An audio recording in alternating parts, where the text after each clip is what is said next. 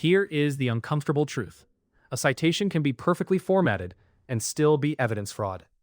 Exactly. For teams building retrieval augmented generation systems, citation accuracy is not about pretty links. It is about whether the cited evidence truly supports the claim the model just made.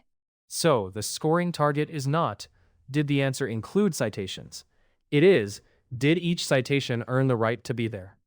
Yes, a useful target is simple. For every important claim, ask whether the cited source contains the relevant information, supports the claim as stated, and is specific enough that a reviewer can verify it quickly.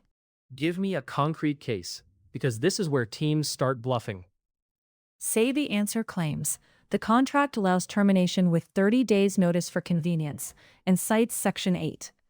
If Section 8 actually says either party may terminate for convenience with 30 days written notice, that is a pass. If it says 60 days, that is a failure. If Section 8 discusses termination but only in a different context, like breach, that is also a failure. What about the mushy middle, where the model is kind of right, kind of stretching? That is where partial pass matters. If the source supports most of the claim but not all of it, or supports a weaker version, score it as partial. For example, if the source says notice is required but does not specify 30 days, the citation is not worthless, but it is not accurate enough to fully pass. And this is where fake precision creeps in. Teams invent decimal scores like 0.83 as if they measured gravity. Right. Do not pretend your rubric is more precise than your evidence. Pass, partial pass, and failure are often enough, especially when paired with short reasons. You want consistency, not theatrical mathematics. Let's sharpen the categories. What exactly counts as a pass? A pass means the cited evidence directly supports the claim as phrased, with no important contradiction, and the pointer is usable.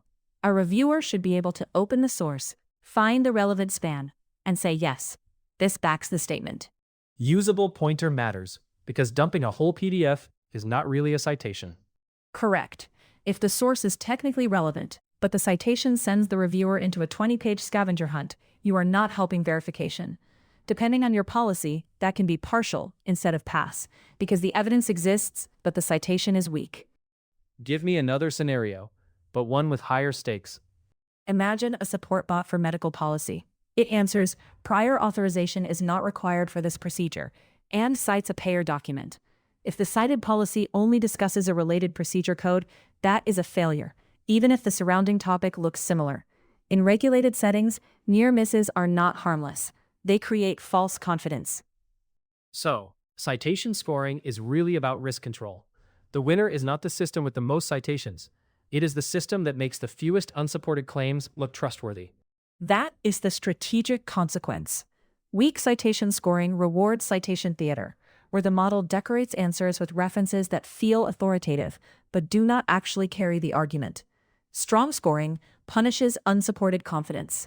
Now talk about grounding the rubric in evidence, because people say that phrase and then grade vibes. A grounded rubric ties every score to observable facts in the source, not to what the reviewer thinks the model probably meant, not to domain intuition, and not to whether the answer sounds plausible. The question is always, what does the cited evidence actually say? So, if the model claims revenue grew 12% and the source says 11.8, do I fail it for being wrong? You define that upfront. A grounded rubric can allow minor rounding if the claim remains faithful to the source. That would often be a pass. But if the answer says 12% year over year and the source reports 12% quarter over quarter, that changes the meaning. That is at least partial and often failure. This sounds obvious until judges start filling gaps with common sense. Exactly why the rubric must be evidence first. If reviewers infer unstated connections, score inflation follows. Then your benchmark stops measuring citation accuracy and starts measuring how charitable the judge feels. Let's make it practical. I am building an eval set for a RAG assistant over internal docs. How would you score one answer fast? Take the answer and break it into atomic claims, but only the claims that matter to user trust or action. For each one, inspect the cited source. Mark pass if supported directly. Partial, if only partly supported or too broad. Failure, if unsupported, contradicted, or mismatched. Then aggregate with a simple rule, like no failures on critical claims. Critical claims. That is the power shift right there. Not all errors cost the same. Right. If a harmless background sentence is weakly cited, that is different from a pricing term, legal condition, or medical instruction being weakly cited. Your scoring should reflect consequence, or you will optimize for trivia and miss the dangerous misses. Give me one more example, maybe from enterprise search, where this changes a product decision. Suppose an employee asks, "Can contractors access the production dashboard from personal devices?" The answer says yes, with manager approval, and cites the security policy. The cited section actually says employees may use approved personal devices for low-risk tools, while contractors are excluded from production systems entirely. That is a failure, and it tells you something important. Retrieval found a nearby policy, but the answer generator fused the wrong rule into a confident statement. So, a good citation score does more than grade output. It diagnoses where the system is lying to itself. Exactly. It can reveal retrieval mismatch, overgeneralization, bad chunk boundaries, or prompts that encourage synthesis beyond the evidence. That is why the rubric has to be strict enough to catch unsupported leaps, but simple enough that humans can apply it consistently. And if you get this wrong, you ship a bot that looks transparent while hiding its mistakes behind footnotes. That is the core lesson. Score citation accuracy against evidence, not appearance. A pass means the source really carries the claim. A partial means it only partly does. A failure means the citation cannot bear the weight.